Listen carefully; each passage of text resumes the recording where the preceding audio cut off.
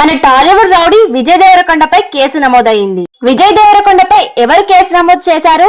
Case గల కారణాలు complete information video. కొంతమంది సెలబ్రిటీలు వాళ్ళ నోటి దూలతో చిక్కుల్లో పడి తిట్లు తింటారు, అటు కేసుల పాలు అవుతారు. ప్రస్తుతం మన అర్జున్ రెడ్డి పరిస్థితి కూడా అదే. విజయ్ దేవరకొండపై ఎస్సీ ఎస్టీ అల్ట్రాసిటీ కేసు నమోదైంది.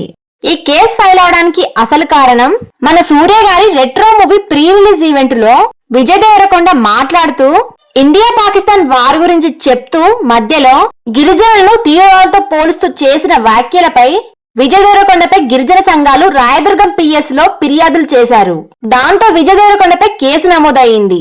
నేను హీరోని అని గర్వంతో ఇష్టం వచ్చినట్టు మాట్లాడితే ఎంత పెద్ద హీరో అయినా జనాల ఆగ్రహానికి సామాన్లు సర్దుకోవాల్సిందే. అటు మంచి సినిమాలతో సక్సెస్ లేక ఇటు తన నోటిదిలతో ఉక్కిరి బిక్కిరి అవుతున్నాడు మన విజయ్ దేవరకొండ. ఎదిగే కొద్ది ఒదిగి ఉండాలని మన రామ్ చరణ్ అన్నను చూసి నేర్చుకోవాలి ప్రస్తుత యంగ్ హీరోస్.